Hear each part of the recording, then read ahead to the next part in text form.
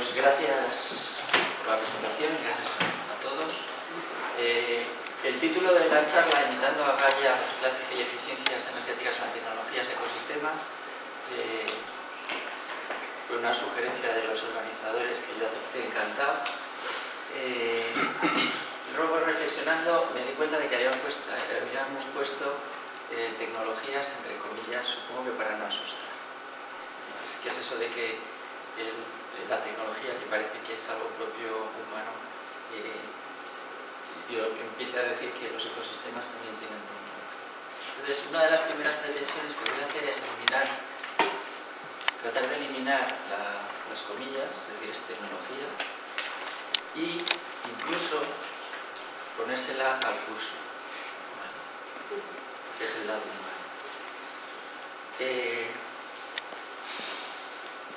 Imitando a Gaia, voy a coger una perspectiva un tanto provocativa o particular, que es desde la propia visión de Gaia. Es decir, voy a suponer que soy abogado científico de Gaia, o máximo, una contradicción de términos, lo de abogado científico, pero algo así. Me voy a poner como científico, como si fuera Gaia, y voy a defenderla como un abogado, es decir, con cierto sesgo, porque tengo que defender a Gaia. Y comienzo con una frase, porque se trata de imitar a Gaia. Bueno, voy a definir primero Gaia, por si acaso. Gaia, la forma más fácil y rápida de definirla es la biosfera. Entendemos por biosfera. Más allá de la biosfera, Gaia sería metafóricamente el organismo que compone la vida y su entorno directo, es decir, la biosfera sería metafóricamente al menos un organismo. Yo defiendo además que eso va más allá de la metáfora. Considero que Gaia es un organismo, pero solo hay otro científico en el planeta que yo sepa que defiende esa postura, así que bueno, en cualquier caso nos quedamos con la metáfora, si queréis, de que Gaia es un organismo, un superorganismo. Y en ese sentido, pues Lewis Mumford, que supongo que os sonará a más de uno, filósofo urbanista, un hombre bastante polifacético de principios del siglo XX, pues ya nos decía que, después de todo, las máquinas, la tecnología, son imperfectas falsificaciones de organismos vivos, es decir, desde siempre hemos estado imitando a los organismos. Esos son las máquinas. El término que se suele utilizar, en vez de imitando a Gaia, porque si hubiéramos puesto biomimesis o cosas así, a lo mejor ya asustábamos aún más, pero sí existe un término que es biomimesis, que significa eso, imitar a la vida, ¿no? O mimicricidad, a lo mejor habéis oído hablar de eso. La biomimesis, entonces, bajo esta perspectiva, no deja de ser robar las ideas de la tecnología de los organismos, puesto que es un robo, puesto que no pagamos nada por esa idea, ¿no? Por lo tanto estamos robando las ideas, las falsificaciones, falsificamos y demás, ¿no? Quizás es un poco exagerado, pero va un poco por aquí. Y normalmente, y de hecho es un término que se está poniendo de moda porque hay algunas empresas que hacen mucha propaganda de que ellos trabajan en este ámbito de la biomimesis, la mimicricidad, etc. Ejemplos muy clásicos, uno relativamente antiguo, el velcro, lo conocéis todos, el ingeniero suizo que lo patentó a mediados del siglo XX, se inspiró, él mismo lo dice, en una serie de plantas que se pegan a la ropa o se pegan a las ovejas o se pegan a cualquier cosa para precisamente las semillas dispersarlas, estas plantas. Pero es una copia directamente y bastante burda de algo que existe en la naturaleza. Y últimamente, pues a lo mejor habéis oído, si sois aficionados a la natación y demás, pues el bañador tiburón, ¿no? Se investiga las escamas de los tiburones porque precisamente generan un menor rozamiento en el agua. Entonces hay bañadores especiales, incluso hay controversia en las Olimpiadas y los mundiales están prohibidos porque dan una ventaja al que los lleva. Se han batido una serie de récords precisamente con este tipo de bañadores. Pero son cuestiones de biomimesis, de tecnología, en la que copiamos el funcionamiento de algún aspecto de un organismo. A nosotros no nos interesa en esta charla la biomimesis, lo que más nos interesa es, puesto que voy a hablar de tecnologías ecosistémicas, de lo que podríamos llamar ecomimesis, es decir, la imitación de los procesos de los ecosistemas. Pero ya lo hacemos, ¿vale? No es algo tampoco novedoso. En el fondo, un biocarburante es un proceso tecnológico que parte de precisamente la fijación a partir de la fotosíntesis, aprovechamos esa energía que luego damos dos vueltas para transformarlo en un líquido que podamos meter en un vehículo. O, por ejemplo, la selección de plantas que coman residuos tóxicos, etcétera, que ya es más a nivel de ecosistema, en la que se emplea esta mimesis. Ir más allá, quizás el término lo hayáis oído, se empieza a hablar de geoingeniería. Es decir, vamos a imitar a Gaia entera, la biosfera, geo, la Tierra, ingeniería de toda la Tierra. Esa es la arrogancia humana que nos dice, bueno, pues los ingenieros ya pueden empezar a pensar, los tecnólogos, en procesos de manipulación de, pues, por ejemplo, el clima, etc. Pues, habréis oído hablar de que se puede hacer llover en ciertas regiones, tecnológicamente, eso es ya a escala regional. Incluso hay proyectos con esto del cambio climático, pues como no queremos resolver el problema de raíz, hay muchas propuestas de, bueno, pues vamos a poner satélites que nos impidan la entrada de la radiación solar para bajar la temperatura y compensar así, vamos a fertilizar los océanos con hierro para que el plancton crezca mucho y absorba el CO2, proyectos macro, geológicos, de escala planetaria, de escala de Gaia, ingenierías. Obviamente esto no es lo que yo quiero evitar. Es decir, que la primera pregunta es ¿qué queremos imitar con esto de la ecomimesis y la biomimesis? ¿Qué queremos imitar? ¿Los procesos que nos libren de nuestros pecados tecnológicos, nuestros embates sobre la biosfera, manipulando la biosfera entera? ¿O qué queremos? Y sobre todo, ¿para qué? ¿Para qué queremos hacer este tipo de cuestiones? Es decir, no todo vale, o no todo va a valer necesariamente en que imites a la biosfera o a Gaia. Entonces, la respuesta directa, ¿para qué queremos la ecomimesis en el contexto de este curso? Es para integrar armónicamente los sistemas humanos en la biosfera. Porque nosotros pertenecemos y estamos integrados, entre comillas, en la biosfera, pero no armónicamente, no pacíficamente con la biosfera. Entonces se trata de reintegrarnos otra vez en los mecanismos de la biosfera para que nos soporte. Por lo tanto, la primera idea es que la biomimesis es necesaria, pero no suficiente, y de hecho hay que tener cuidado con ella. Porque uno se puede encontrar con que, bueno, pues una interpretación sesgada de cómo funciona la naturaleza nos puede servir de excusas, ¿no? Por ejemplo, Adolf Hitler decía que como la naturaleza es cruel, ¿por qué no lo iban a ser ellos, ¿no? Es una ley de la naturaleza. Adolf Hitler y los nazistas eran muy darwinistas, creían a pies juntillas en una interpretación muy fuerte del darwinismo, y entonces pues llegaban a este tipo de conclusiones. Entonces estaban imitando la naturaleza. Entonces la pregunta, ¿para qué queremos? ¿Qué queremos imitar? ¿Imitar ese sentido cruel de la naturaleza? Bueno, un paso más allá, un término que me acabo de inventar para esta charla, Gaia-mimesis. Claro, si hablamos de Gaia como organismo, la imitación de Gaia. Eso sería quizás una aspiración. Pero ¿qué queremos imitar? Pues no queremos imitar la crueldad que podamos observar en la naturaleza, obviamente. Si es que es cruel, es cualquier caso, lo que pretendemos es imitar la tecnología y la economía gayana. No otros aspectos, no la filosofía de Gaia, si es que tuviera filosofía, no la ética de Gaia. Es exclusivamente, o por ahora, lo que me voy a centrar es en esto.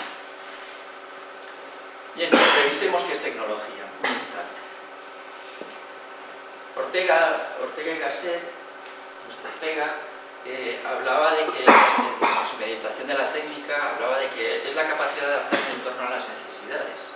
Y es una definición genial de tecnología, muy sucinta, muy concreta, y yo creo que da bastante limpia. La capacidad de adaptar el entorno a las necesidades, o eso debería de ser. Pero claro, eso nos recuerda una frase típica del evolucionismo biológico. Por eso ya empiezo a casar la tecnología, como la entendemos, con la biología, que es la capacidad de adaptarse al entorno. En vez de adaptar tú al entorno y yo me tengo que adaptar yo, adapto el entorno o me adapto al entorno. Pero claro, la capacidad de adaptarse al entorno es la base en la que se apoyan todas las teorías evolucionistas. Desde Lamarck, que fue el primero que desarrolló una teoría de la evolución relativamente coherente, luego lo siguió Darwin, y luego hay algunas pocas más, derivadas sobre todo de Darwin. Con lo cual, a mí me surge la duda si la capacidad de adaptarse al entorno es lo que genera la evolución. La capacidad de adaptar al entorno ya no requiere una adaptación, es decir, son fuerzas opuestas. Si yo ya no me tengo que adaptar, yo puedo sobrevivir en mi entorno siendo bastante miope, no me tengo que adaptar. Hace tiempo que me habría comido un león, ¿no? Que no lo habría visto venir. Y supongo que casi todos nosotros adaptamos el entorno, lo dejamos para no tener que adaptarnos. Por lo tanto, no evolucionamos, podríamos decir, ¿no? O aparecen este tipo de imágenes que habréis visto alguna vez, pues de cómo la evolución del hombre con intervención tecnológica genera una involución casi del ser humano, en este caso, en plan chiste, pero sí ese diálogo entre la adaptación del entorno o adaptarse al entorno. Curiosamente, en España tenemos mucha riqueza desde la filosofía de autores que han trabajado lo que es la tecnología. Ortega, él decía que es una sobrenaturaleza, es algo intrínseco al ser humano la capacidad tecnológica. Pero era tan extraña que él hablaba de centauro. Centauro como bicho raro, es decir, somos un animal, bicho raro precisamente por la tecnología, por nuestra capacidad tecnológica, ¿no? Nuestro propio ser intrínsecamente es tecnológico. El ser humano es intrínsecamente tecnológico. Otros autores como Jorge Risman pues, y otros autores fuera de España hablan de que al final la tecnología que tenemos actualmente nos domina y que al final nos tenemos que adaptar a ella en vez de al revés. Es decir, la tecnología que te servía al principio para no tener que adaptarse al entorno genera al final una necesidad de adaptación a la tecnología. Yo he tenido que aprender a manejar el teclado. Esta tecnología que me ayuda a adaptarme a mi entorno al final requiere de mí también una adaptación. Yo tengo que ser capaz de teclear con una cierta velocidad en un teclado, manejar el ratón. Necesita la tecnología que yo me adapte a ella. Por lo cual, al final, nuestro entorno, nos tenemos que adaptar a nuestro entorno, pero que es súper tecnológico. Es obvio, ¿no? Todo lo que nos rodea. Estamos fuera de Gaia en este mundo.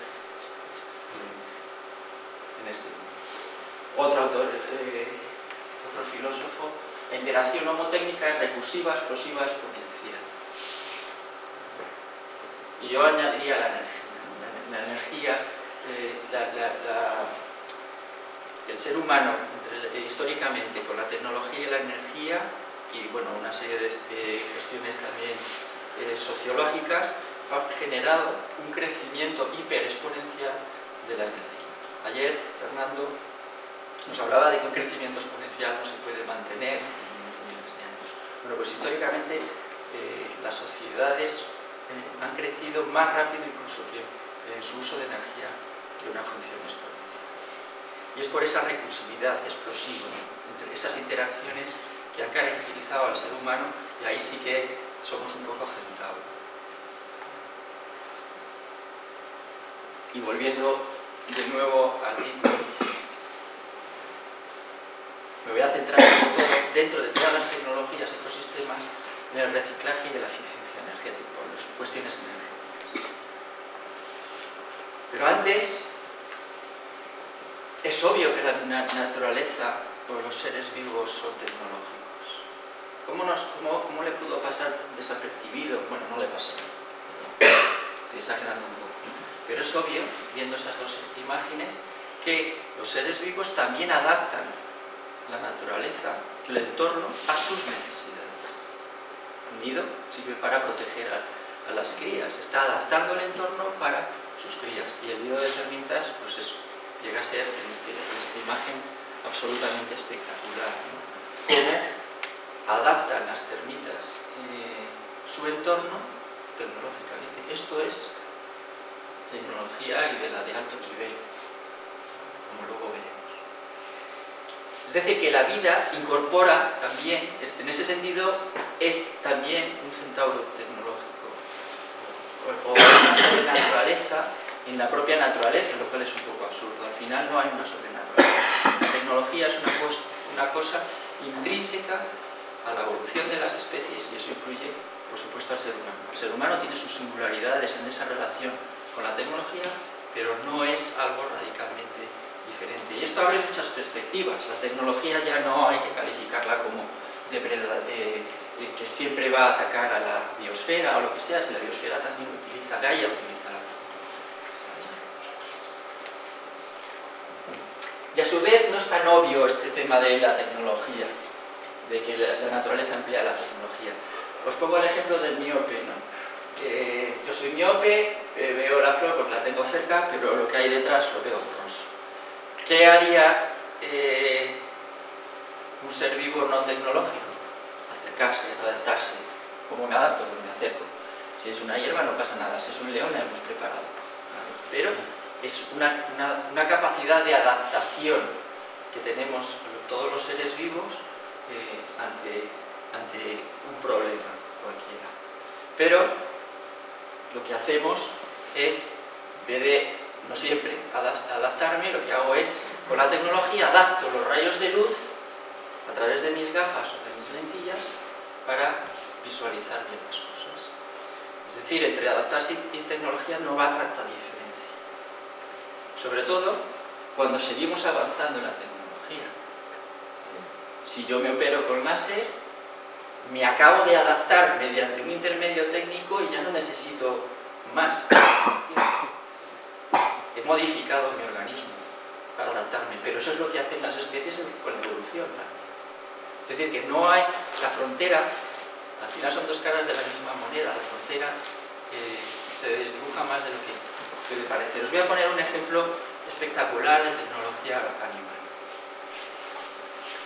Los insectos arácnidos y demás, cuando salieron del mar, todas las especies derivamos al final de especies marinas, pues conquistamos la tierra, los animales y demás, y algunos han regresado, ¿no? Los cetáceos, por ejemplo, mamíferos terrestres que por evolución volvieron al mar. Ha pasado también con insectos y arácnidos. Aquí tenéis una foto de un zapatero que conoceréis todos, ¿no? Como su medio, pues, aprovechando la tensión superficial del agua, las patas y la ligereza, pues es capaz de vivir ahí. Pero hay un avance mayor por parte de algunos insectos. Los insectos no pueden respirar, cuando ya son adultos, la mayoría, no pueden respirar bajo el agua, tienen que respirar el aire. Entonces lo que hacen es, viven bajo el agua, pero dejan un tubito arriba, ¿vale?, para poder respirar y demás. Se están adaptando. Ellos son los que se adaptan, su cuerpo, pero al final su cuerpo termina generando modificaciones internas para adaptarse mejor a eso, ¿no? Y es capaz de vivir al revés, en este caso. Un paso más allá, y aquí el ejemplo es una araña, pero también hay muchos insectos, es generar, como necesitan aire, no pueden respirar el aire del agua, el oxígeno disuelto en el agua directamente, tienen que hacerlo desde aire, pero lo que hacen es una burbuja. Esto ya es tecnología. acaba de la araña generar un intermedio físico, tecnológico, que nos puede parecer muy sencillo, que es hacer una burbuja, se mete dentro de la burbuja y luego ya está dentro del agua. Y vive o puede vivir bastante tiempo dentro del agua. No es una tecnología baladí, ¿vale? Es una tecnología que tiene muchos millones de años antes que Jerónimo de Ayllán hiciera el experimento en el Pisuerga, ¿no? Nos contaba Marrero. Muchos millones de años antes ya había buzos en el planeta, ¿no? En Gaia. Y de hecho, la burbuja termina colapsando, pero dura unas 5 horas. Cosa que ya le quisierais pues, a ver qué tecnología humana, qué bombona permite 5 horas de... necesitas ya un submarino o cosas así para estar más de 5 horas. Es decir, no es la tecnología, por sencilla que nos pueda parecer esa tecnología. Pero dan un paso más allá. Algunas especies lo que hacen es generar unos apéndices en los que tienen micro burbujas que ya no colapsan. Tecnológicamente, en vez de una burbuja grande, una burbuja pequeña. Y yo sigo respirando aire disuelto dentro de esa burbuja. Y sigo respirando aire como cualquier otro animal, porque no puedo aún hacerlo de otra forma, directamente el oxígeno del aire. Aunque esto dura tanto porque aquí lo que hay es un intercambio de oxígeno entre el agua y el... Es un proceso que no es tan simple como pueda parecer. Y nacen con ellas. Es decir, nacen con esa capacidad tecnológica, con esa tecnología. Cuando hacen la metamorfosis ya nacen con esas microburbujas y pueden ya vivir permanentemente bajo el agua.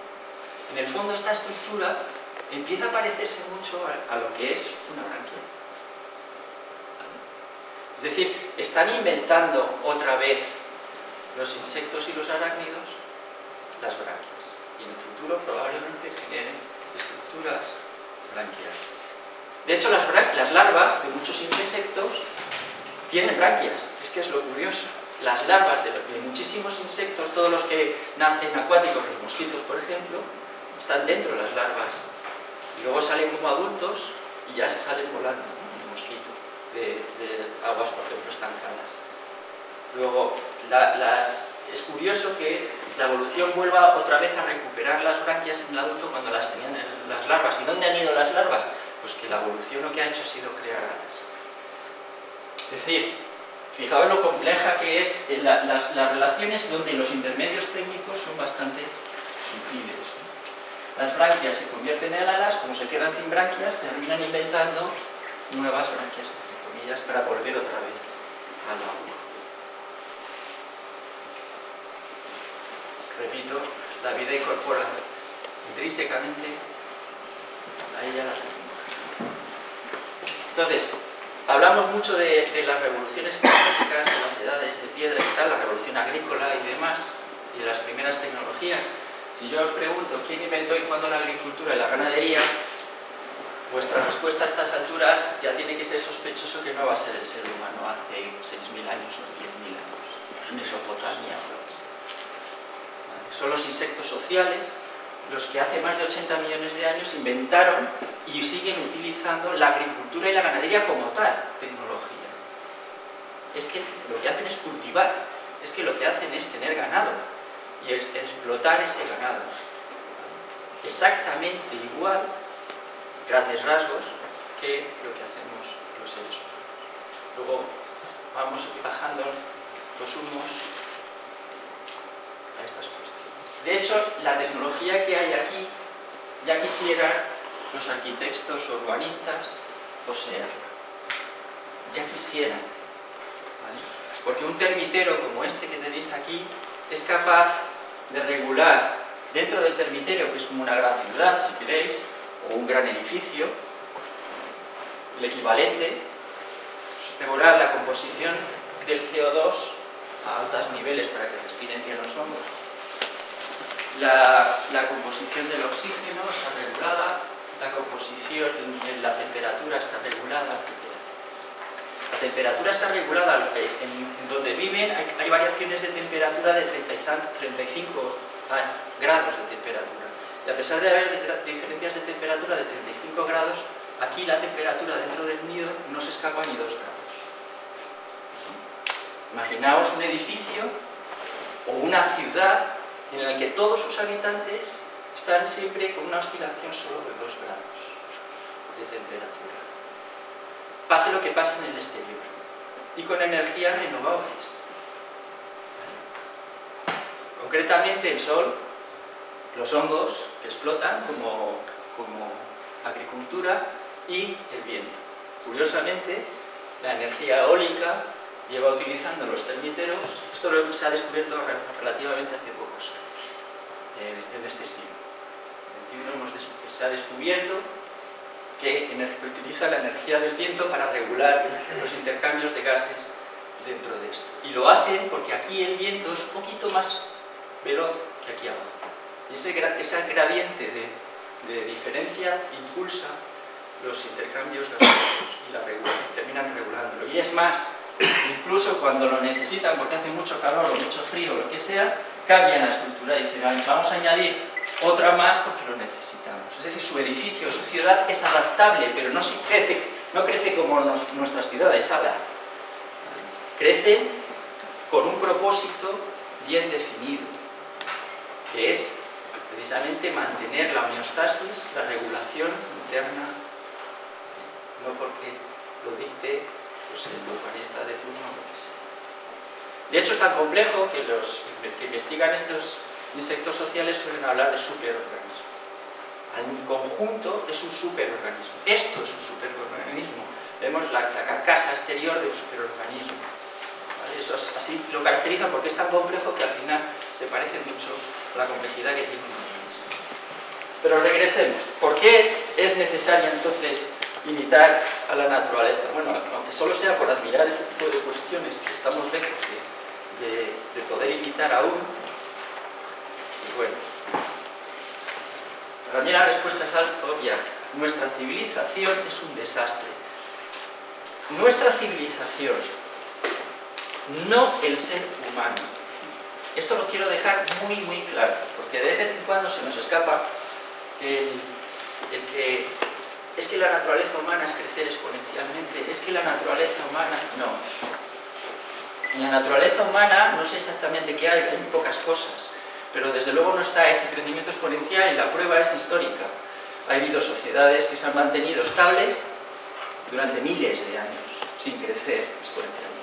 Es decir, los problemas son de nuestra civilización, no del ser humano como tal. Las civilizaciones vienen y van y desaparecen. La canción. Desaparece, Roma desapareció. Y Roma, desde nuestro punto de vista, era un desastre. ¿Por qué era un desastre? Porque tenía, pues los patricios tenían un montón de esclavos, ¿no? Y eso es una civilización que no nos gusta. Bueno, pues supongo que dentro de las siguientes civilizaciones les pasará lo mismo con la nuestra. La mirarán diciendo, como nosotros miramos el esclavismo de los romanos, ¿no? Con desprecio. ¿Y por qué digo esto? Tan fuerte. Bueno, primero es un desastre porque hemos descontrolado nuestra tecnología y energía. Es decir, por eso estamos aquí. Pero también hemos generado sociedades dominadoras y muy desiguales. La enorme, todo esto ya lo sabemos todos los que estamos aquí. De hecho, nosotros somos los patricios de nuestra sociedad a nivel global. Estamos aquí en un país pues dentro de Europa, ¿no? Que es ese porcentaje de población mínima con privilegios, y los universitarios pues también tenemos muchos privilegios. Es decir, somos un poco patricios de nuestra civilización y a lo mejor por eso nos cuesta tanto pensar que se va a derruir nuestra civilización, pero desde luego el sirio que está oyendo ahora y le están dando palos por todos lados, pues supongo que piensa que le diga yo que la civilización es un desastre, diga, es obvio, ¿no? Bueno. Y es tan insostenible que es abocada al colapso. Es decir, la dirección, y es un poco lo que se veía ayer, es que si seguimos así, es insostenible. La palabra insostenible, ¿qué significa? Que no se puede sostener, por lo tanto, al final colapsa la civilización. Pero de nuevo digo, colapsa la civilización, como colapsó Roma, que tardó siglos en colapsar, o como colapsan todas las civilizaciones que ha habido que se han acabado. No es tan dramático en ese sentido, salvo el drama, lógicamente, humano y ambiental que puede haber durante el colapso. ¿Y por qué todo esto? Bueno, pues ayer veíamos el pico de energía, de materiales, no se ha hablado, pero también los hay, problemas con los suelos y con el agua, y hay expertos que hablan del pico, los mismos conceptos. Por supuesto, esto es una parte, la otra parte son el caos climático, la acidificación de los océanos, la deforestación masiva y todos los ejemplos que el mundo del ecologismo continuamente están denunciando. Consecuencia de ambos, o el segundo, es la sexta gran extinción de poblaciones, especies y ecosistemas. Estamos, eso dicen los expertos en biodiversidad, en la sexta gran extinción. Después de la de dinosaurios, 65 millones de años después, aparece sobre Gaia una nueva extinción de especies. Es la primera que surge dentro o como causa un ser vivo de Gaia. Es la primera. Las otras 5, en todas ellas hubo episodios volcánicos, quizás, aunque cada vez es una hipótesis que es más controvertida, la caída de meteoritos, un meteorito cae desde fuera de la biosfera, y los grandes episodios volcánicos están fuera de la biosfera, es el centro de la Tierra. La biosfera es una capita muy pegada a la superficie de la Tierra. Gaia no es la Tierra, Gaia es la biosfera, donde hay vida, presencia de vida en el planeta. Tocamos una parte muy pequeña. Y eso es obvio que la sexta gran extinción la estamos causando nosotros. Solo por ese hecho somos un desastre de civilización. O sois un desastre, que soy Gaia. O hago las veces de Gaia. Estoy acusando a la civilización desde el punto de vista del abogado de Gaia. Y por supuesto, encima, para vuestra vergüenza, la enorme desigualdad y violencia entre humanos que nunca hay que olvidar, al margen de lo que nos pueda gustar Gaia.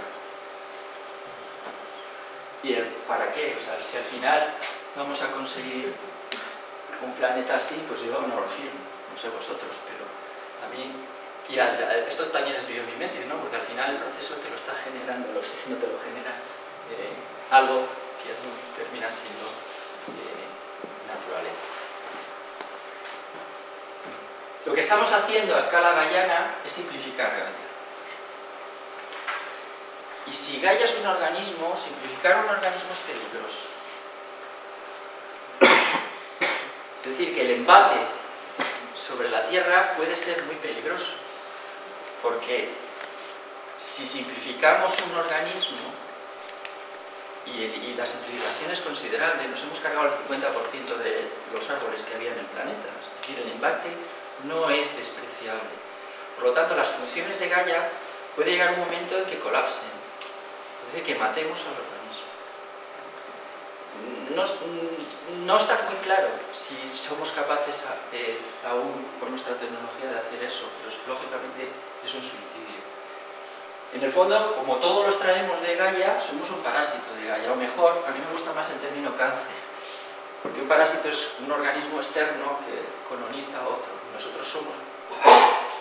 nuestra civilización es parasitaria de Gaia, pero no el ser humano. ¿Vale? Hay seres humanos, hay poblaciones humanas que no se comportan parasitariamente.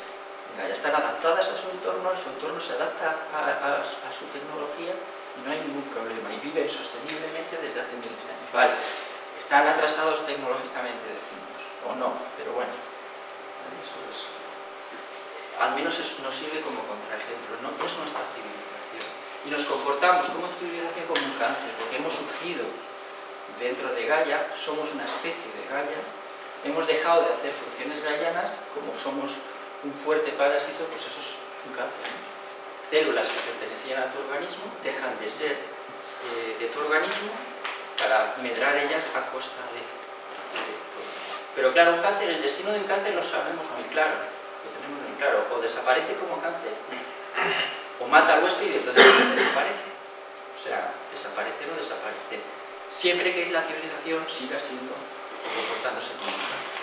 Pero no al ser humano, por darle el aspecto positivo que lo tiene. Y nuestra tecnología no tiene finalidad adaptativa, que es lo curioso. Esa es una centralidad de nuestra tecnología. El resto de los seres vivos tienen una tecnología para adaptarse, precisamente, o adaptativa, o a ese diálogo que habíamos visto. En cambio, en el ser humano no es así. ¿Por qué no es así? Los ejemplos son claros. ¿De dónde viene el caos climático? El cambio climático. Nadie pretende, ningún ingeniero que yo sepa ha dicho, vamos a joder la Tierra. Asimov decía, si les hubiéramos dicho a Isaac Asimov, un novelista bioquímico del siglo XX, decía, si hubiéramos juntado a un montón de ingenieros y tecnólogos y les hubiéramos dicho, cárgate el planeta, ¿qué hubiera salido? Y la respuesta de Asimov, el coche. Es decir, que al final no pretendemos cambiar el clima ni generar esta extinción masiva de especies. Luego somos muy conscientes utilizando la tecnología. No es adaptativo cuando corre peligro nuestra civilización y por lo tanto muchos seres humanos. Pues parece que es claro. Y aquí está la clave del argumento. Gaia lleva 3.500 millones de años sobre el planeta. ¿Más sostenible que eso? Nosotros como civilización que llevamos 2.000 años. Pues varios órdenes de magnitud. Y además he puesto autosostenibles, porque la teoría Gaia lo que dice precisamente es que es la propia Gaia la que se autosostiene. Con su tecnología lo que hace es que adapta las condiciones del planeta en su beneficio. Luego vamos a buscar los principios que hacen a Gaia. No es una cuestión moral, es una cuestión pues, simplemente técnica. Yo observo un sistema que es sostenible, voy a ver qué principios lo hacen sostenible y a ver si puedo imitar esos principios. Lógico, ¿no? Parece bastante lógico. Si yo soy capaz tecnológicamente de imitar los principios de sostenibilidad, tendré más posibilidades de ser sostenible. Luego veremos lo difícil que es eso. ¿Qué principios de sostenibilidad tiene? Voy a hacerlos en 2 grados, en 2 separaciones, tecnológicos y económicos, aunque realmente están mezclados, pero por terminología diferente.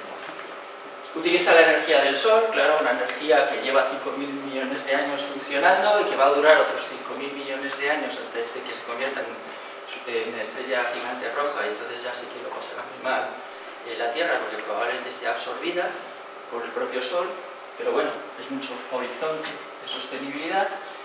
Sigue utilizando la geotérmica, aunque cada vez menos, porque el calor de la Tierra va desapareciendo. Más o menos entre 3 y 5 veces hemos perdido de esa energía a lo largo de los miles de millones de años que ha pasado, pero seguimos teniendo geotermia. Aunque en los ecosistemas, o Gaia utiliza muy poquito de esta. Utiliza todo lo que puede, siempre que puede, de fuentes energéticas, pero básicamente es el Sol en el 99,9%. ¿Qué hace Gaia? El cierre de los ciclos de la materia, el reciclado, de lo que nos hablaba ayer Alicia. A tasas que no es perfecto, pero casi. Luego genera ese diálogo entre tecnología y adaptación. Es un diálogo, vale, yo invento algo nuevo, pero a veces tengo problemas y tengo que adaptarme a eso que he inventado. De hecho, hay episodios como el invento del oxígeno, cuando el oxígeno que respiramos es un invento, entre comillas, de los seres vivos. No habría oxígeno en el planeta Tierra si no hubiera Gaia en el planeta Tierra. Entonces, ese oxígeno generó una serie de necesidades de nuevas adaptaciones de seres vivos. Y de hecho nosotros estamos también adaptados que necesitamos respirar para vivir. Pasó con la celulosa y con algunos inventos, pero hay un diálogo y es lenta.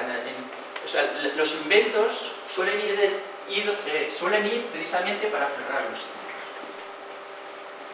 Cuando tienes esta perspectiva te das cuenta de que la mayor parte de lo que inventa es relativamente con un ritmo de diálogo entre tecnología y adaptación.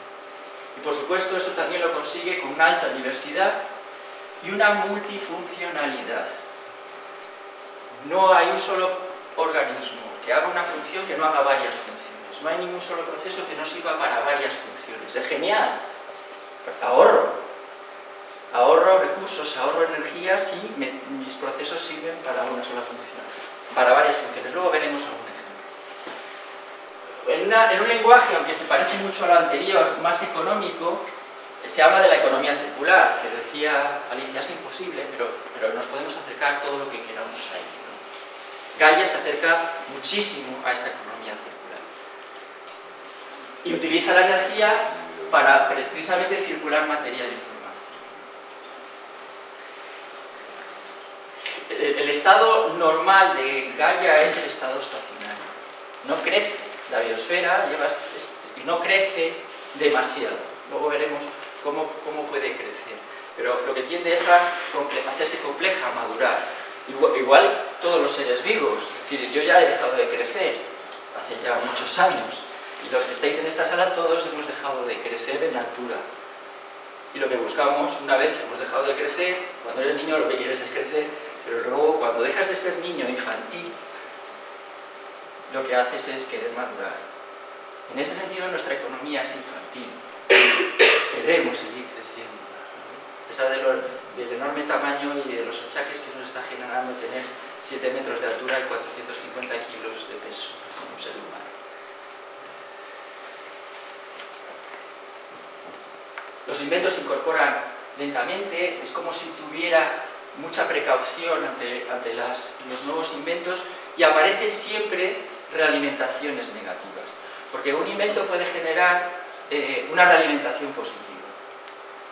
Los seres vivos tienen un potencial de crecimiento exponencial, como sabéis, ¿no? Lo de las levaduras o las bacterias que crecen en un medio de cultivo lo hacen hasta que llenan el sistema de forma exponencial. No es un sistema artificial, en la naturaleza eso no ocurre, pero en los laboratorios observo cómo crece exponencialmente y hay un potencial de crecimiento exponencial. Eso es una realimentación positiva la que hay por ahí, debajo, en un diagrama de estos que hacemos los de dinámicas de sistemas. Bien, aparecen en Gaia continuamente mecanismos de realimentación negativa para evitar precisamente esos inventos tecnológicos que pueden desmadrar el sistema. Eso también, gracias a la enorme diversidad, se lo puede permitir. Y pese a lo que nos ha enseñado las teorías de la evolución, cooperación en vez de competencia. ¿Vale? Gaia coopera dentro de ella, es absurdo que compitiera dentro de ella, porque no sería un organismo y se le parecería. No es posible la economía circular sin cooperación o simbiosis. Simbiosis es vida en común. No es posible una economía circular sin coordinación, cooperación. El término en biología, Lynn Margulis, que es ha muerto hace no muchos años, pero es la última genio que ha tenido la probablemente,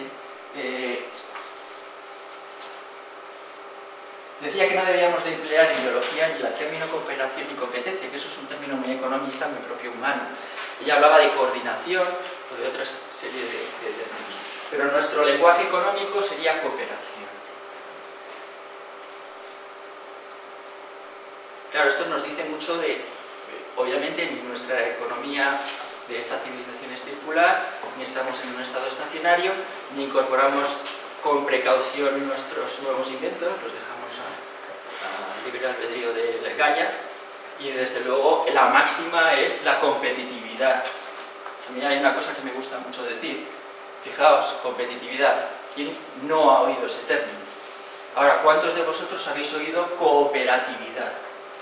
¿Vale? Nuestro propio lenguaje es muy sesgado desde el punto de vista económico al modelo competitivo que tenemos, cuando en la naturaleza la competencia existe, pero es un mecanismo secundario frente a la cooperación.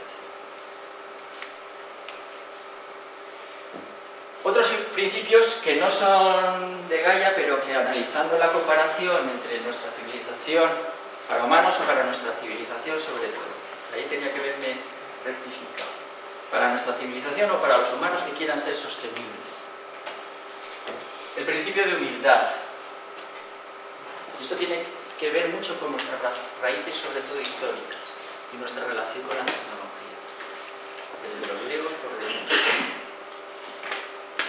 La frase es: Gaia lo hace y lo hará siempre mejor que los humanos. Punto. Vamos a ser humildes. Luego volveré a él porque es uno que choca.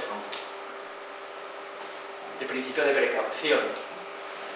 Puesto que nuestra tecnología, si Gaia lo hace mucho mejor y nosotros somos unos seres muy poco tecnológicos y avanzados comparados con Gaia o con un termitero, pues, bueno, pues hay que tener cuidado con lo que es externo precisamente, ¿no? Con la biotecnología. Por supuesto que tiene biotecnología. Por supuesto que la biotecnología que tenemos en nuestros centros de bioquímica no es muy diferente a lo que hace ya la naturaleza. Lo único que, bueno, mucho más burdo lo nuestro, cortamos, pegamos y poco más, ¿eh? Es pretecnología desde el punto de vista de la tecnología de la naturaleza.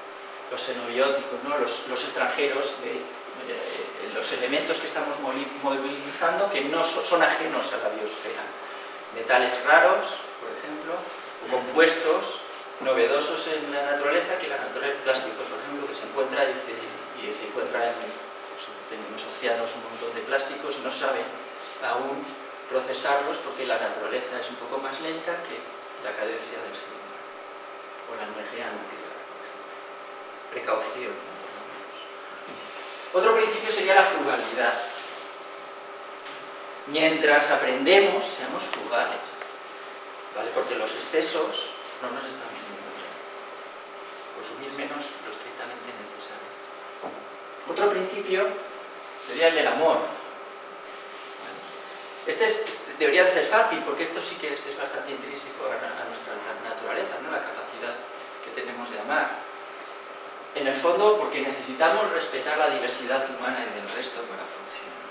El fundamento, o el amor sería un principio que si fuera la fuerza fundamental que mueve nuestra civilización, nos ayudaría, es obvio, a respetar más tanto la diversidad humana como del resto. Pero eso, hablo del amor no solo a otros seres humanos, sino a Gaia. Tenéis que, como civilización, amar a Gaia.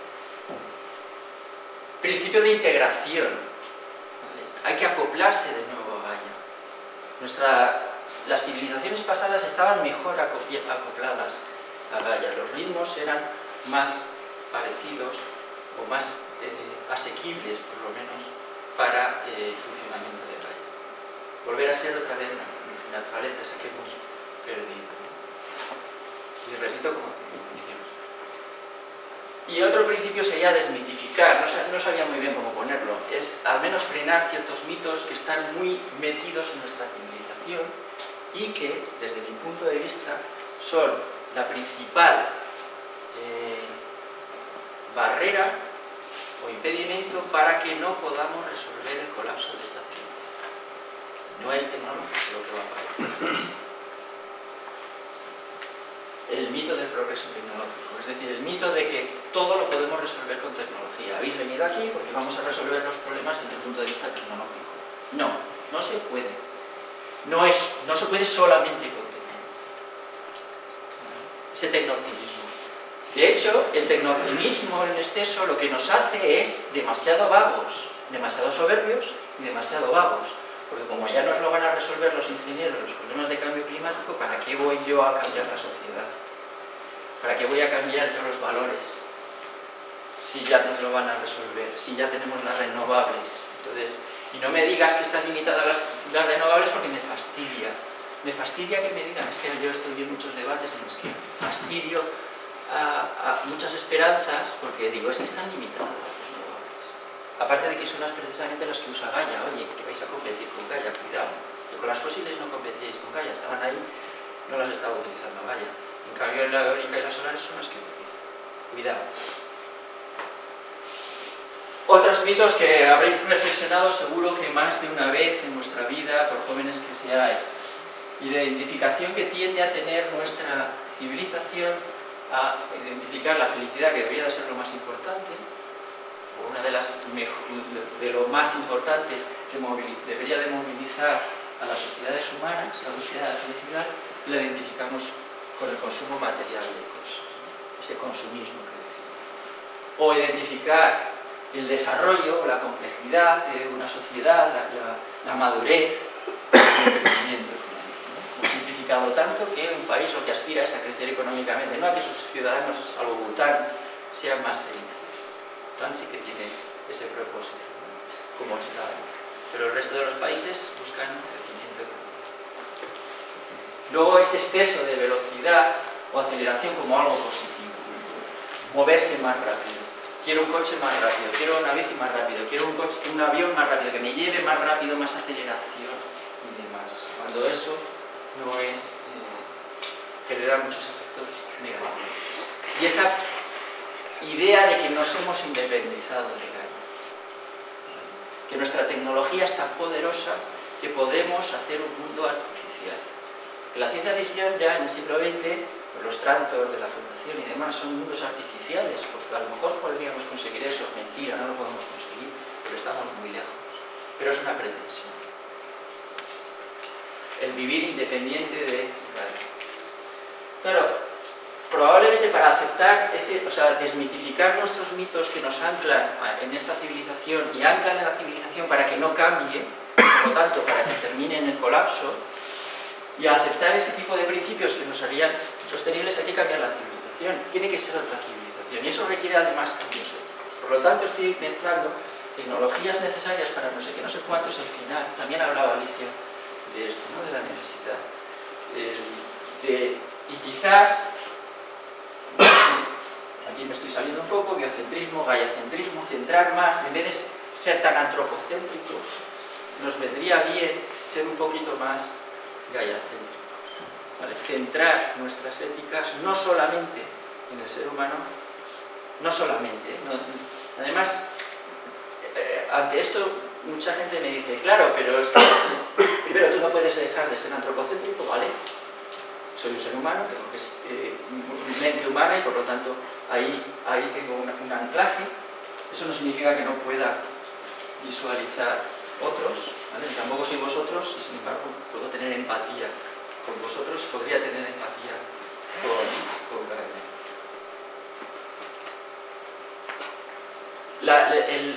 No tiene por qué ser incompatible. Si consigues una civilización sostenible integrada en Gaia, sería natural que amaras a Gaia, o respetaras a Gaia, o tuvieras una ética más centrada en Gaia. Estás integrado, no habría conflicto. El conflicto entre el antropocentrismo y el gaiacentrismo surge precisamente porque estamos en una civilización insostenible. Pero a su vez hay que tener cuidado con la trivialización de los dominadores. Recuerdo otra vez la frase de Hitler: cuidado, porque si centramos todo en Gaia, alguien puede malinterpretar cómo es Gaia. De hecho, siempre se está Gaia o la naturaleza. Eso siempre se ha hecho por los dominadores. ¿Qué es el machismo? ¿En qué se ha basado históricamente el machismo? Es decir, que los hombres somos mejores que las mujeres porque en la naturaleza somos más fuertes, más... Hay apoyo, entre comillas, falso, obviamente, pero son malas tergiversaciones de lo que yo interpreto, o lo que se ha interpretado históricamente en la naturaleza. El racismo, sino Hitler porque era racista, porque interpretaba que la raza aria era superior evolutivamente, ¿no? Homofobia. Cuánta controversia sigue habiendo aún en este planeta sobre si no es natural, si es natural, si no es natural, pues entonces hay que corregirlo, ¿vale? Como si eso no tuviera que llegar. Cuidado con la clase, ¿no? La clase social, la clase económica. Y esta frase de Rockefeller es genial, porque nos indica claramente cómo los dominadores de las sociedades manipulan o tergiversan la interpretación suya de la naturaleza en su beneficio. Por eso hay que tener cuidado con las éticas ambientales.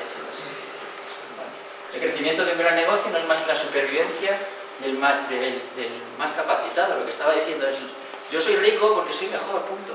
Porque estoy más adaptado, porque soy superior gracias a la evolución de las especies. Me ha hecho mejor que el que es pobre, punto.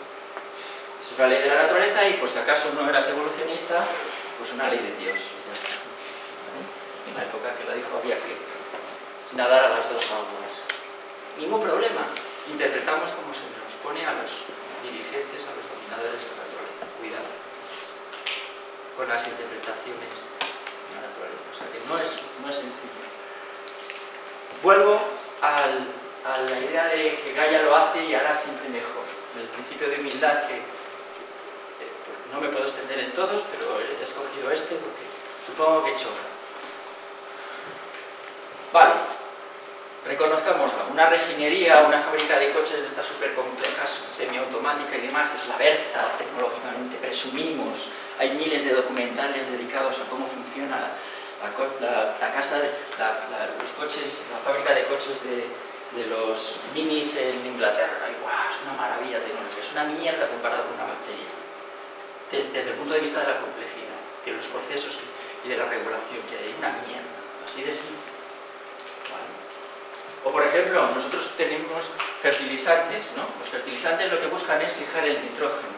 Lo hacemos como lo hacen en la naturaleza, fijando el nitrógeno del aire.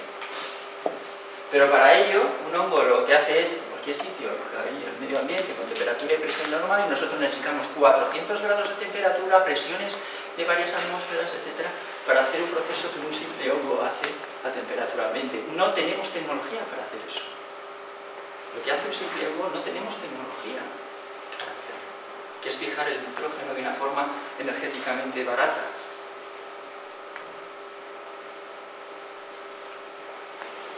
Pero bueno, aún así, frases como esta las he oído en muchos foros y muchos debates, ¿no? Bueno, vale, pero hombre, hay cosas que sí que progresamos, vaya, que nos vamos acercando, incluso a veces superamos a la naturaleza, ¿no? Porque ese afán de progreso tecnológico y de falta de humildad. No puede ser esto, porque estaríamos violando ese primer principio, ¿vale? Una célula fotovoltaica tiene una eficiencia del 20% más, y sin embargo, la fotosíntesis no llega a fijar ni el 1% de la radiación que llega a la planta. No sé si esta comparación la habéis oído alguna vez. Yo la he oído decenas de veces, y decenas de veces he tenido que explicar lo siguiente. No es comparable, no se puede comparar lo que hace una planta fotovoltaica con un árbol. No es comparable. La fotosíntesis aunque la fotosíntesis tiene algo de cuántica también, como el efecto fotoeléctrico, no es el efecto fotoeléctrico en sí, pero se parece un poco. Con el principio ya directamente la respuesta es: la planta tiene que ser más eficiente en todos los sentidos. Vamos a comparar las dos tecnologías. Vamos a comparar un árbol con un módulo o un bosque con un parque fotovoltaico. Para comparar tecnologías punteras. Aquí está nuestra tecnología más puntera. Esto es más difícil de hacer, porque lo hemos hecho más tarde que una central térmica. Lo inventamos después que las centrales térmicas. Y la tecnología que hay aquí se las trae. No sé si la conocéis, pero se las trae. No es simple. No se puede hacer en un pueblo cualquiera de Castilla y León. En cambio, en cualquier pueblo de Castilla y León pues tienes bosque, ¿no? En algunos. Bueno, la realidad es que una planta fotovoltaica, solo transforma en electricidad un 2% o menos de la radiación de la energía que incide sobre todo la superficie que ocupa la planta. De esto algo mencionó Fernando, que es aproximadamente unos 3,3 vatios por metro cuadrado. Esa es la realidad. Es decir, no es un 20%, el módulo sí puede ser un 20% en condiciones de laboratorio bien iluminado y demás, pero la realidad que estamos obteniendo es un 2%. Ya no nos alejamos tanto del 1% que decíamos de la fotosíntesis, ¿vale? Aún seguimos superándolo, pero bueno. Pero si comparamos con otras renovables, los biocarburantes no llegan ni al 0,1%, claro, porque si parten del 1%, es que es así de simple, si parten del 1% que fija la plantita que está absorbiendo para luego hacer el biocarburante, lógicamente ya no puedes superar el 1%. En ese proceso se te va a 10 de otro orden de magnitud hasta que obtienes tu bioetanol o biodiesel, etc. Y la eólica, por cada metro cuadrado de terreno, podemos llegar a transformar un vatio.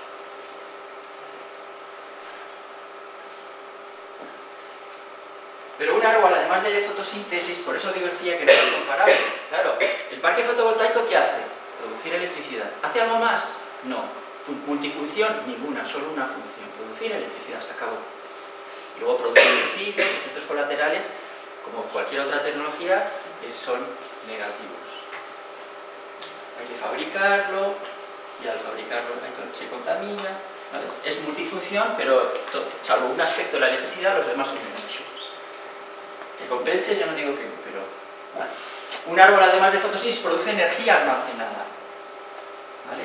Aproximadamente unos 10 vatios por un árbol. Un árbol es capaz de generar continuamente, en fotosíntesis, unos 10 vatios. Pero es tan versátil eso que alimenta energéticamente a casi todos los animales. Es decir, todo se mueve gracias a la biosfera. En la biosfera todo se mueve gracias a la fotosíntesis. Todos los animales nos alimentamos de plantas o de animales que se han alimentado de plantas. Por lo tanto, toda esa energía de nuestra alimentación no está mal, entonces, porque es capaz de mover toda la naturaleza animal, salvo los que comen hongos, pero que directamente también dependen de las plantas.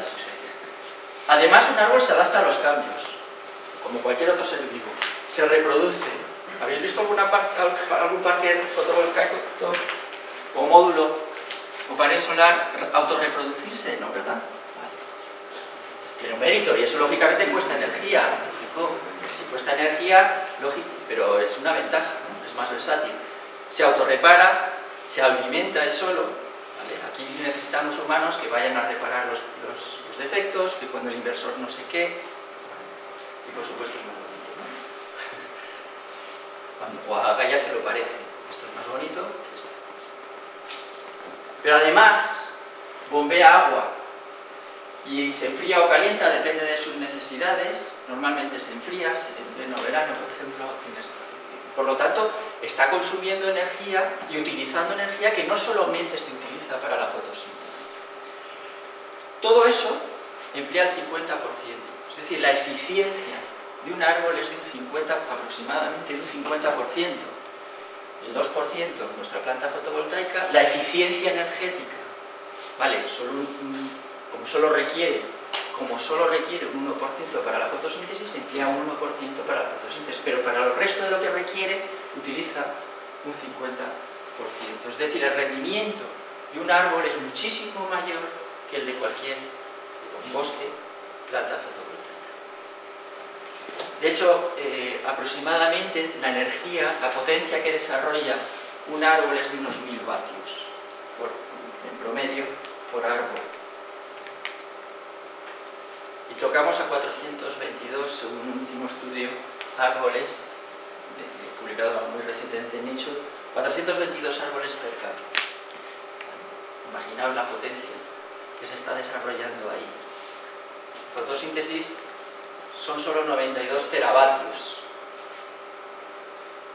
92 billones de vatios, los humanos consumimos en fósiles 12 billones, 12 teravatios, y en total unos 18 teravatios.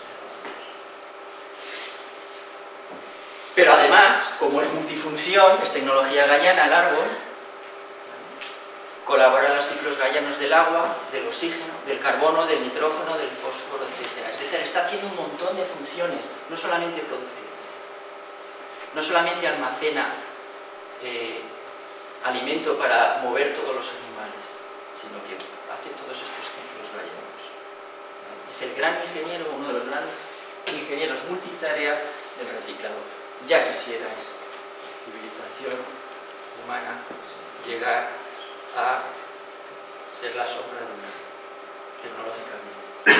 En escala gaiana, escala del planeta, más del 80% del agua que se evapora, entre el 80 y el 90% del agua que se mueve en los suelos proviene de una planta. Es decir, cuando yo respiro, aquí hay vapor de agua, de cada 10 moléculas, 8 o 9 moléculas han venido de una planta. Las otras han venido pues, de la lluvia o lo que sea. O de un río, que se ha evaporado el agua del río, o de un suelo, o lo que sea.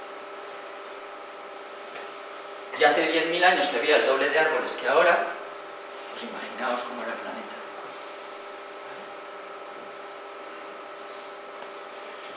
Las plantas terrestres producen entre 35 y 40 vatios por metro cuadrado frente a los 3 de nuestras plantas fotovoltaicas. Un orden de magnitud menos eficientes solo en cuanto al movimiento de energía. Y en el caso de algunas zonas, como el Amazonas, se supera los 70. total más de 5.000 teravatios. Mueven las plantas, la transpiración de las plantas energéticamente. Frente a los 100 de la fotosíntesis y los 18 de nuestra civilización.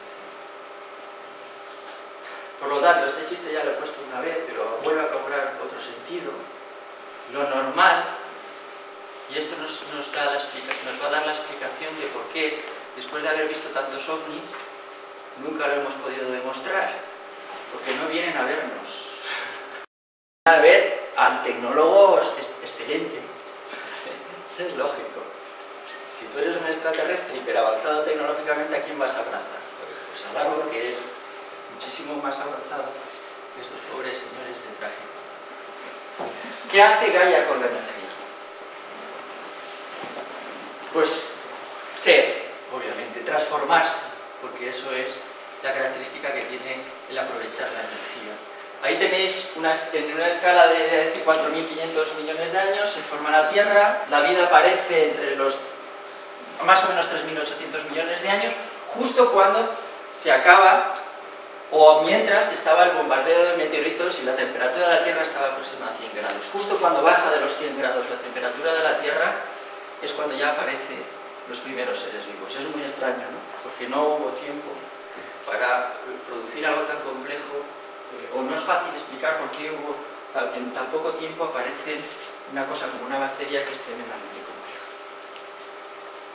Eso es un problema que aún sigue debatiéndose en la biología. Luego inventamos la fotosíntesis, Gaia inventa la fotosíntesis, Gaia existe a los pocos millones de años, tenía que haber existido Gaia, y hay una razón para ello. Es que el factor fundamental que distingue a Gaia es su tasa de reciclado. Si los seres vivos no hubieran aprendido rápidamente a lidiar con sus problemas de límites de crecimiento, es decir, Gaia se enfrentó, igual que nuestra civilización, luego que lo superó muy bien, con un problema de límites de crecimiento.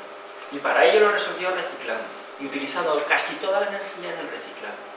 Porque si no hubiera reciclado, si Gaia hubiera reciclado a las tasas que nuestra civilización recicla, habría desaparecido en 1 millón de años. Se habrían cargado ya todo en 1 millón de años, claro.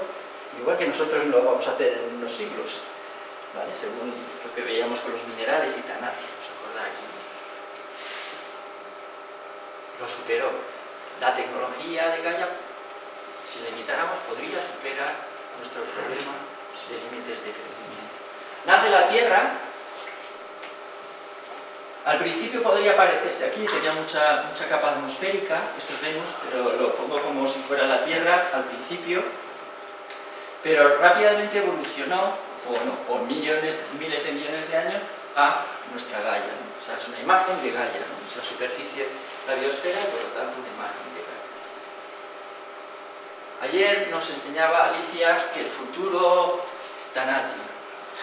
Bueno, ese es el futuro que seguiría nuestra civilización si fuera posible que existiera. Pero en realidad, yo no estoy de acuerdo, el futuro del planeta no es este, siempre que exista Gaia, porque Gaia sí es capaz de resolver el problema de esa degradación entrópica, y lo hace reciclando. Y la razón es que de aquí, la entropía no ha modificado que esto sea mucho más complejo que esto, que aquí esto sea rico en carbono, en oxígeno, en nitrógeno, en fósforo.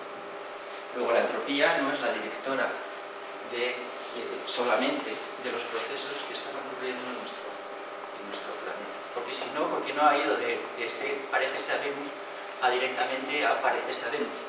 Porque la Tierra, cuando deje de existir Gaia, se parecerá a Venus. Son unos modelos que tienen los expertos en clima y demás. Cuando desaparezca la vida en la Tierra se parecerá a Venus y tendremos unos 200 grados de temperatura, no habrá agua, obviamente, salvo en forma de vapor, y de hecho tampoco habrá agua, porque el hidrógeno lo habremos perdido. Pero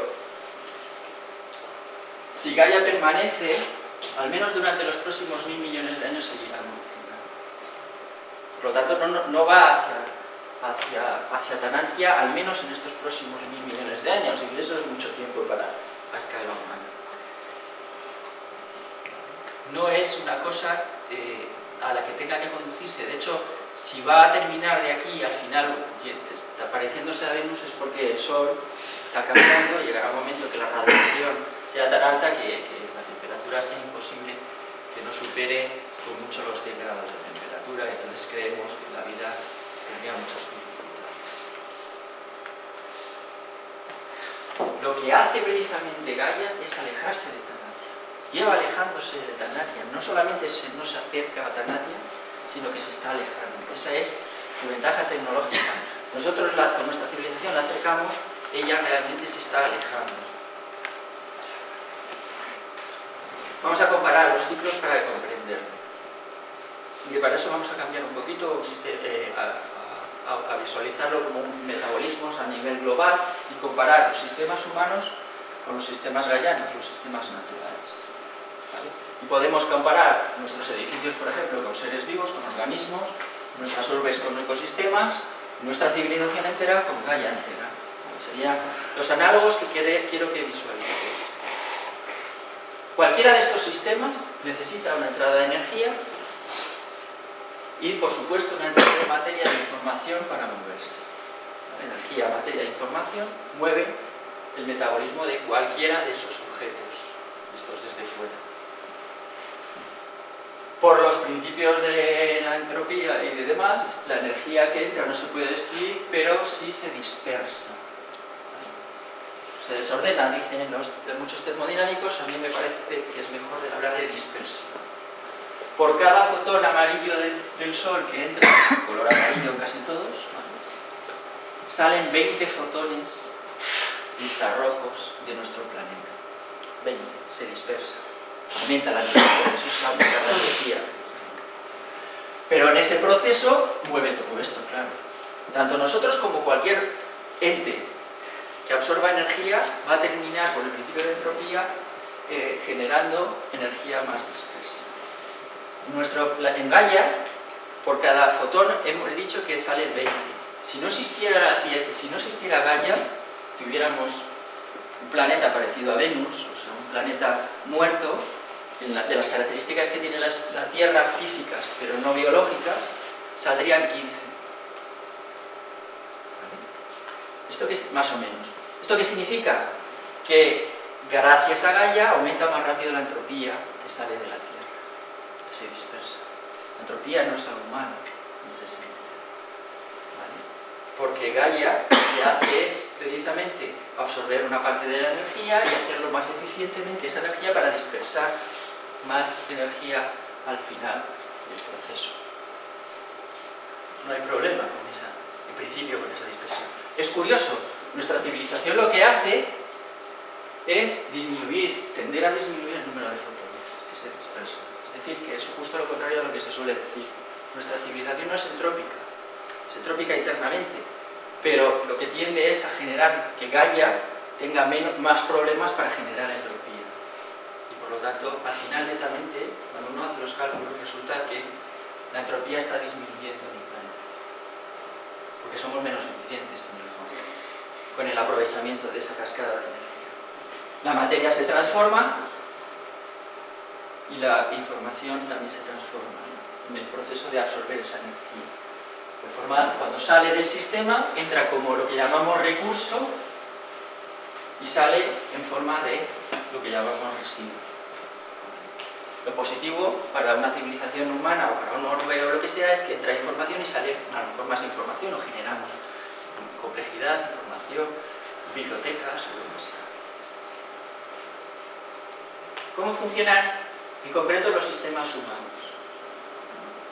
Básicamente utilizamos energía calorífica, eléctrica y mecánica, fundamentalmente, también química,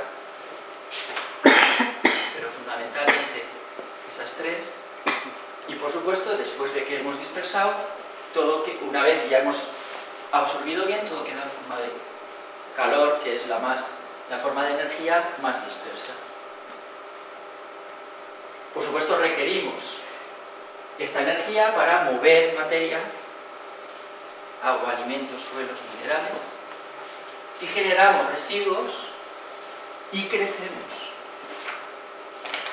Es decir, esto suele ser tiene que ser más, por el principio de conservación de la cantidad de materia, entra más de lo que sale porque las ciudades crecen, la civilización crece, nuestro edificio no es que crezca, pero como cada vez tenemos más cosas dentro de casa, ¿no? Si tiende a entrar más que sale, ¿no? Nos pasa a todos que cada vez hay menos sitio en las casas cuando llevas muchos años, pues eso. Es una civilización que tiende a acumular un crecimiento, pero generar residuos. Las características de nuestra tecnología, más del 90% de lo que entra en el sistema se utiliza una sola vez. Además tenemos locuras absurdas desde el punto de vista metabólico como la obsolescencia programada. ¿A quién se le ocurre? Vamos, desde el punto de vista de Gaia es que hay que ser gilipollas, perdonad la expresión, pero vamos. Y la tasa de reciclado global,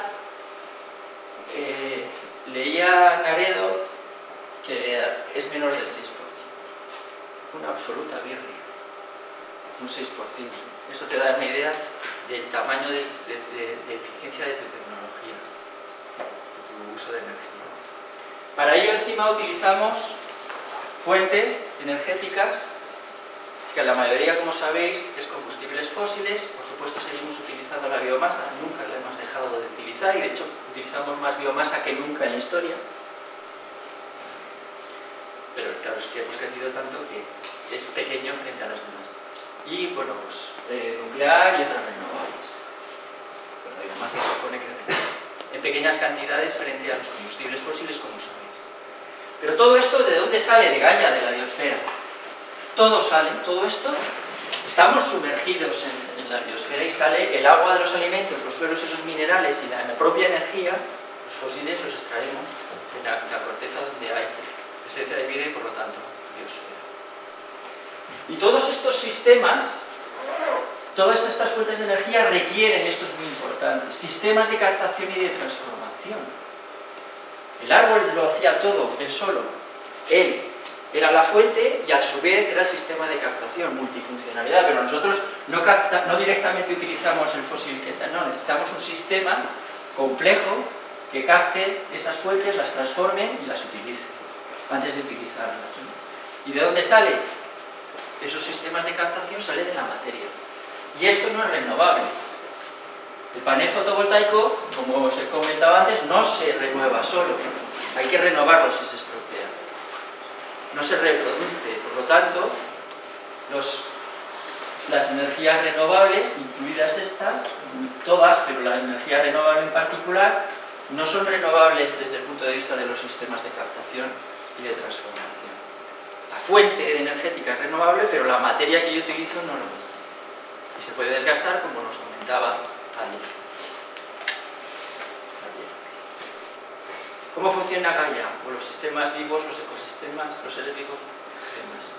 Pues también utiliza química calorífica eléctrica, a pesar de que parezca un invento humano, mecánica, etc. Básicamente las mismas fuentes que utilizamos nosotros. Al final, por supuesto, termina en forma calorífica fuera del sistema, sea un ser vivo, un ecosistema o Gaia, y utiliza, por supuesto, materiales. Lo único que no genera casi residuos. ¿Vale? Lo que entra al sistema se recicla dentro de él. Fuentes de energía muy diferentes a las humanas, de la civilización. El sol, fundamentalmente el vulcanismo. ¿Crece? Sí, pero solo si aumenta la tasa de reciclado. Es decir, la biosfera efectivamente ha ido creciendo, pero solo cuando consigue un aumento del reciclado. Si tú aumentas el reciclado, puedes crecer un poquito más, o un muchito más, depende de la tasa de reciclado. Eso lo vamos a ver ahora. Por supuesto, utiliza los sistemas de captación y transformación, pero estos sí que son renovables. Maravilla del reciclado.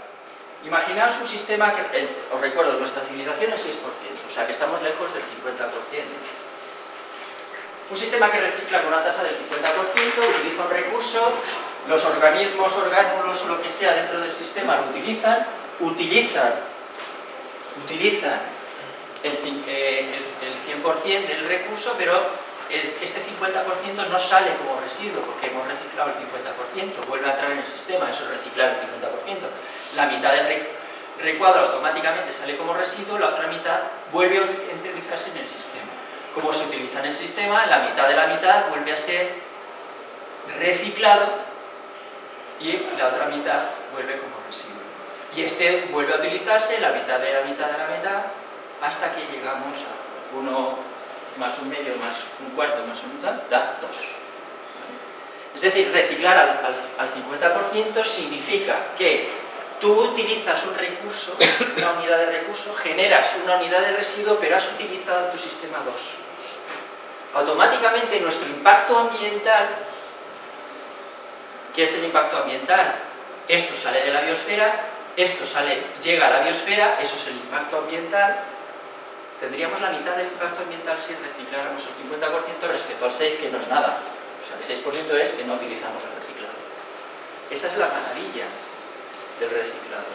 Pero claro, estamos a años luz del 50%. Y se necesita coordinación, claro. Para hacer esto, aquí dentro hay que generar una coordinación importante. No competencia, coordinación. Hay que coordinar el sistema. Y eso no se hace con competencia. Un mamífero. Vosotros, yo. Organismos tremendamente complejos, sistemas tremendamente complejos y maravillosos. Bebemos agua, expulsamos el agua que entra porque si no engordaríamos, ¿no? Lo crecemos, todo lo que entra tiene que salir al final. ¿Cuánto reciclamos el agua dentro? Lo podemos medir mirando, por ejemplo, cuántas veces pasa por los riñones cada molécula de agua. Hay formas de hacer este cálculo, prácticas, pero se puede contabilizar también, ¿no? Esto se ha hecho 200 veces. Es decir, yo bebo un vaso de agua y mi vaso de agua se recicla 200 veces antes de ser expulsado. Necesito 200 veces menos vasos de agua para vivir. Si yo como organismo funcionara como la civilización humana, necesitaría beber 400 litros de agua al día. Me pasaría el día bebiendo agua. Esa es la chapuza de la civilización, comparada con un organismo como es el ser humano. Es una chapuza frente a estas 200 veces. Eso es una tasa del reciclado del 99,5%. No se puede llegar al 100% ya. Pero el 99,9 es 1000. El 99,999 es 1.000.000. Es decir, podemos acercarnos todo lo que queramos. Porque la ley de la entropía te dice no puedes llegar a 100, pero nada te dice, los principios de la termodinámica, que no puedas llegar al 99,999 en teoría. Claro, un organismo tan complejo se conforma con un 99,5 de algo importante como el agua. Un camello lo hace mejor porque ya sabéis que tiene que ahorrar aún más agua y entonces lo hace 500 veces. No hay límites a la tecnología en el reciclado. Siempre que te coordines y tengas una fuente de energía. Ah, claro, es que esto requiere energía. Como nosotros la usamos tan mal, pues... Gaia hace lo mismo. Y por eso es uno de los argumentos que yo empleo para decir que es un organismo. Porque como yo solo conozco organismos que tengan esas tasas de reciclado, pues digo, Gaia lo hace, será que es un organismo. El reciclado del carbono y del nitrógeno es del 99,5%, del fósforo del 99,8%. 500 veces.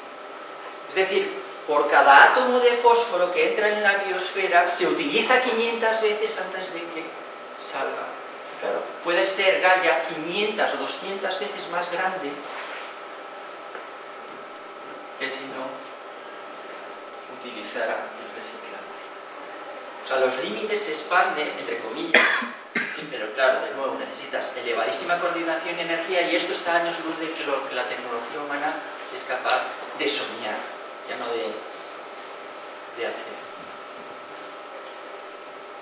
Luego, es imposible para nuestra civilización acercarse a Gaia hoy por hoy. Nuestra civilización intrínsecamente no puede hacer eso. Intrínsecamente tiene unos procesos que son unos principios diferentes y por lo tanto no puede hacer eso. Habría que funcionar para ello como un organismo complejo y coordinado, lo que exige un cambio de civilización. Es decir, la sostenibilidad del futuro de las próximas civilizaciones tendrán que basarse en intentar integrarse en los ciclos mientras aprenden a reciclar.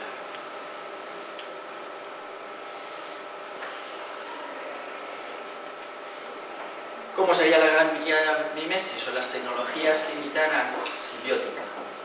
Significa vida en común. La naturaleza, todo es simbiosis. Nuestra tecnología debería de ser más simbiótica, también más empática, generar un sentimiento en común, una emoción en común, que sería algo parecido a la simpática, y si juntamos simbiótico y empático, a mí me sale simpática. Es decir, yo diría que tenemos que construir una tecnología simpática.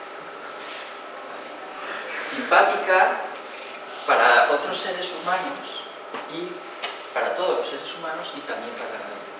Entonces, pregunto, ¿una central térmica es simpática?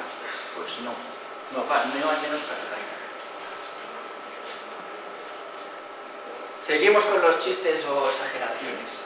Claro, si he dicho que es tan extraordinariamente complejo un organismo, ¿cómo vamos a matar a una araña, no?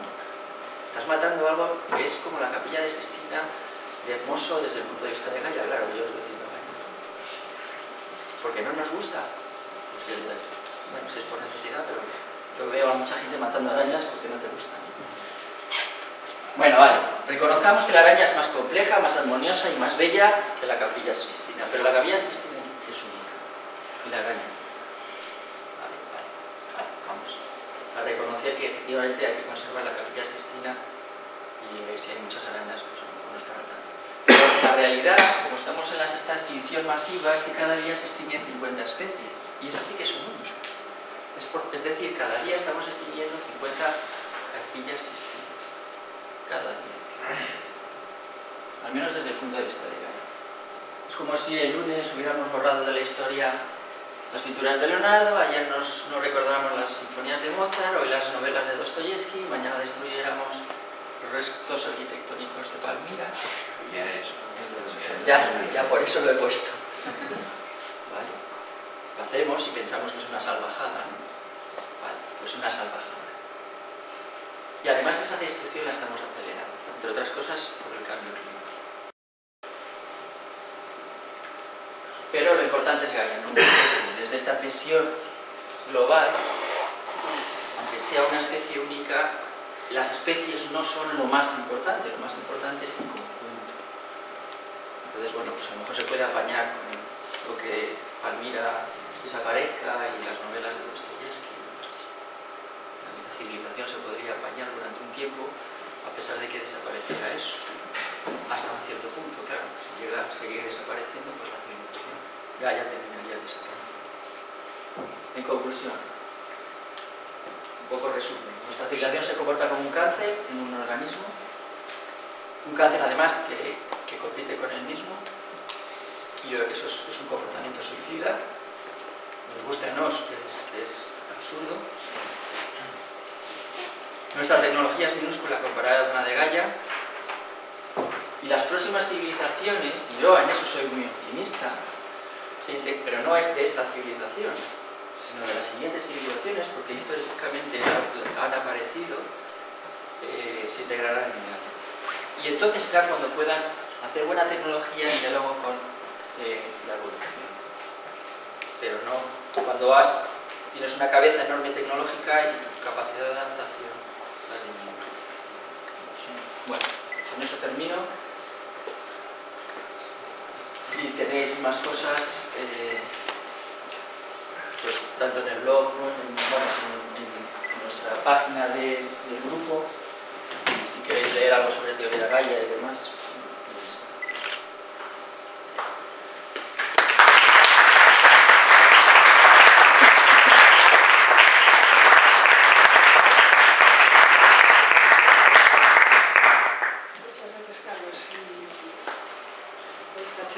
Siempre cada año innovadora. Tenemos como 15 minutitos para preguntas, cuestiones, comentarios. Bueno, primero que quería felicitarte porque me ha parecido fantástica la charla, me ha gustado muchísimo. Aunque seamos amigos, no lo digo por eso, lo digo porque realmente me ha parecido fantástico. Y bueno, que me ha gustado mucho. La pregunta, la verdad es que es lo de menos. Fundamentalmente quería felicitarte.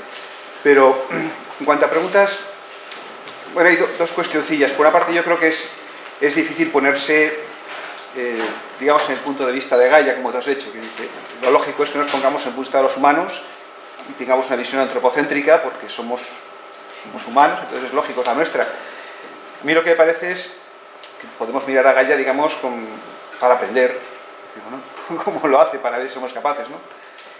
Y hay algo que no sé hasta qué punto lo has dejado entrever. ¿Por qué Gaia se mueve así? ¿Cuál es el impulso original que lleva a eso? Yo no sé si es la supervivencia, que de alguna forma tendría que estar también los seres humanos. Yo interpreto que lo que lleva a los seres humanos a actuar en la situación que tenemos actualmente supongo que es una mala forma de entender la supervivencia. Es decir, bueno, pues para sobrevivir yo mato a todos los demás, domino todo lo demás, machaco todo, me lo quedo yo y sobrevivo. Y dentro de algunos más que otros, claro. Pero no sé si eso es lo mismo que mueve a Gaia, y desde luego otro factor clave que parece que has mencionado, por supuesto, es el hecho de entender que lo fundamental para la sobrevivencia es el reciclaje, como tú dices, y la coordinación o cooperación, no sé cómo llamarlo, cuando ahora mismo estamos en el polo opuesto. O sea, todo el mundo asume, mayoritariamente se asume como fundamental la competitividad y la competencia, no sé si extrapolada de una mala interpretación de no de qué, pero lo asumimos, ¿no? Entonces, la pregunta es, no sé ¿cuál es el punto ese que nos tiene que hacer movernos en otra dirección? ¿Y cuál es el punto que le ha hecho moverse en esa dirección a Gaia? No sé si llamarlo punto, esa fuerza inicial. Vale, muy interesante. El punto desde mi punto de vista, que mueve en esa dirección adecuada a Gaia ha sido en parte la entropía, el principio de entropía. La entropía tiende a escala local del sistema, lo grande que sea, aunque sea Gaia, a crecer lo más rápidamente posible. Eso es, yo diría que un principio también de nuestro universo. Es decir, si puede, crece la entropía y además rápidamente. Entonces, los sistemas complejos tienden a ser estables y por eso hay, desde mi punto de vista, ¿vale? Esto podría estar en discusión científica, o sea que te doy mi opinión. Los sistemas complejos tienden a ser estables porque al ser complejos tienen más vías de disipación de la energía y por lo tanto aumentan más rápidamente la entropía.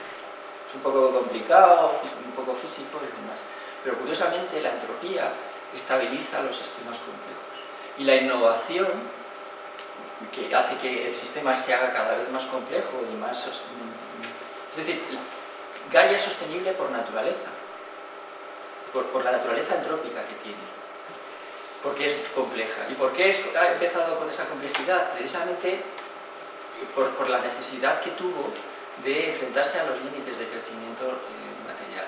Se expande, los seres vivos tienden a expandirse porque se reproduce, es decir, la autorreproducción lleva a la expansión.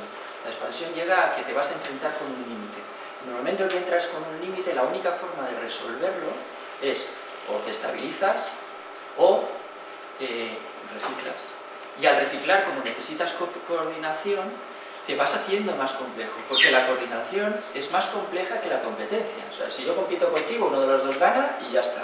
Coordinar es más fácil un deporte individual que compites con el otro que el fútbol, por ejemplo, que tienes que coordinarte con otras 10 personas. Entonces, es más complejo las relaciones que hay, que necesitan entrenadores y no sé qué, que les expliquen toda la estrategia. Y eso es muy sencillo, porque solo son 11 los que están interviniendo contra otros que compiten que son 11. Es decir, la coordinación es necesaria para el reciclado, para salir del problema de los límites del crecimiento. Y esa coordinación implica necesariamente complejidad.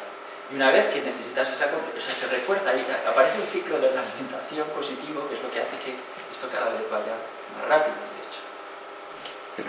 Pero en el caso humano, ¿qué es lo que puede impulsar eso? En el caso humano... Complejos ya somos. Claro, no es nada fácil, o sea, porque si somos parte de la naturaleza hemos tenido un comportamiento tan extraño, ¿no? a lo habitual. Primero, Gaia no es una diosa, aunque tenga el nombre de diosa. Gaia es un organismo y por lo tanto comete errores como cualquier otro organismo. Es decir, no es perfecta. No es perfecta, entonces hay errores. Gaia puede haber generado al ser humano o haber permitido nuestra civilización temporalmente como un error, si queréis verlo. Pero en cualquier caso, mi explicación es que el ser humano, precisamente por su capacidad tecnológica extraordinaria y su capacidad de haber encontrado fuentes de energía, ha crecido tan rápido las fuentes de energía, la entrada de energía y de información en el sistema, que la sociedad humana siempre ha estado detrás, asfixiada por los cambios tecnológicos. Entonces, hoy, cualquiera que tenga más de 30 años, no me diga que no se asfixia un poco con todo esto de los ordenadores y demás. Los cambios tecnológicos que experimentan nuestras sociedades nos obligan mucha capacidad de adaptación que nos cuesta, y eso genera disfunciones en nuestra sociedad, y eso es lo que hace que nuestra sociedad sea un poco rara en el comportamiento, pero temporalmente, porque va el colapso si no cambia. Es decir, que yo creo que somos una anécdota. Una civilización que tiene 2000 años y que no tiene una esperanza de vida de más de 200 años, pues es una anécdota en la historia de la humanidad, y ya aún más de Gaia. Y se resuelve probablemente solo, porque Gaia no se eliminará si no cambiamos nosotros. Es decir, que puede haber errores, y segundo, que esa capacidad que tenemos de crecimiento hiperexponencial del acceso de la energía, cuando la energía ha crecido hiperexponencialmente, significa que la sociedad se tiene que necesariamente desestabilizar.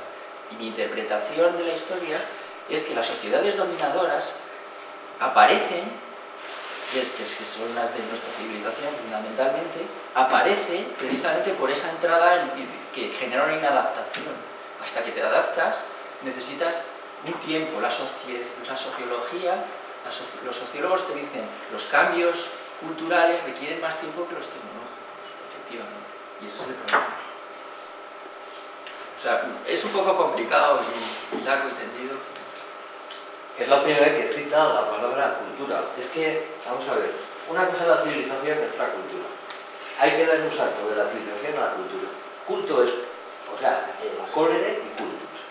No solamente el culto, lo que decía José Manuel Narero. De alguna manera rendimos culto al dinero, no a la tierra, a mantener los bienes de la tierra y explotarlos con un trabajo no solo físico, sino un trabajo corporal, que ahora lo hacen las máquinas, que hacen los robots, sino en base no a la información como algo informe, sino a unos conocimientos que hayamos integrado. Ahora mismo, por contra, a través de la inteligencia artificial, los sistemas expertos, los robots, de alguna manera no hemos integrado esos conocimientos de Gaia, no de la diosa, de la biosfera. La esfera tiene una propiedad que es que cualquiera situado en la esfera está a la misma distancia del centro de la esfera. O sea, es un poco lo que decían los árabes de un centro multicéntrico. O sea, figurada o simbólicamente, todos estamos, digamos, a la misma distancia del centro de la vida. Pero no todos integramos esa información informe, esos conocimientos que nos permiten, digamos, un equilibrio puntuado, como decía el Caballero de la Mar e incluso Darwin, los neodarwinistas. O sea, necesitamos un equilibrio puntual, necesitamos unos conocimientos, asimilar unos conocimientos para evolucionar, o como decía Edgar S. Morin, metamorfosearnos, pasar de una civilización basada en unos intereses que rinde culto al dinero, como una forma simbólica desgajada de los bienes de la tierra, a unos conocimientos que nos permitan superar, digamos, el techo tecnológico que decía Ortega. O sea, ahora mismo hay mucha gente que si le preguntara en pocas palabras por el principio físico determinado, por ejemplo, de funcionamiento de un microchip, no sabría explicarlo. Y sin embargo tiene dinero, tiene unos medios y habitualmente utiliza medios muy sofisticados para cosas muy simples, poco complejas. En mi opinión, la civilización, nuestra civilización no es capaz, sin cambiar o sin transformarse radicalmente, para aceptar esos conocimientos de los que hablaba. Es decir, que el problema sigue estando ahí. es tan exigente el cambio que necesitamos, aunque sea desde tu punto de vista de aceptar esa integración de conocimientos de Gaia, que lo que hace es que es otra civilización, es incluso otra cultura. No, dar el salto de la civilización a la cultura, rendir culto a otra cosa y tener unos conocimientos integrados, sí, pero o sea, integrados en nuestro cerebro, en nuestras neuronas y en nuestro comportamiento, por el cual, teniendo otro punto, también, digámoslo así, rendimos culto a Gaia, la respetamos y al mismo tiempo, conociendo los procesos, digamos, naturales que nos permiten vivir, integrarnos y supervivir, colaboramos con ellos. O sea, como, por ejemplo, el caso de los árboles. Un árbol es una maravilla porque soporta una cantidad de vida enorme. O sea, fija el suelo, le airea, permite que haya microorganismos o incluso se fertilice a través de gusanos, variedades de gusanos, lombrices y tal, favorece, digamos, el proceso arcillo-húmico, la floración, que tampoco sabemos cómo se produce, y es un soporte de cantidad de vida a diferentes niveles, de distintos nichos ecológicos. Entonces, si eso estuviera al alcance de cualquiera, en pocas palabras, habríamos dado el salto de una civilización súper competitiva que tenemos el tiempo contado a una cultura que nos permite el equilibrio puntuado y poder integrarnos, poder adaptarnos de una manera armónica y colaborar con los procesos naturales en nuestra propia supervivencia. ¿Qué opinas al respecto? Sí, sí. Eso exige mucho cambio. Bueno, si no hay alguna más, si no hay más, pues pasamos un poquito. Son casi media, nos vemos aquí a las 7, nos vamos en descanso.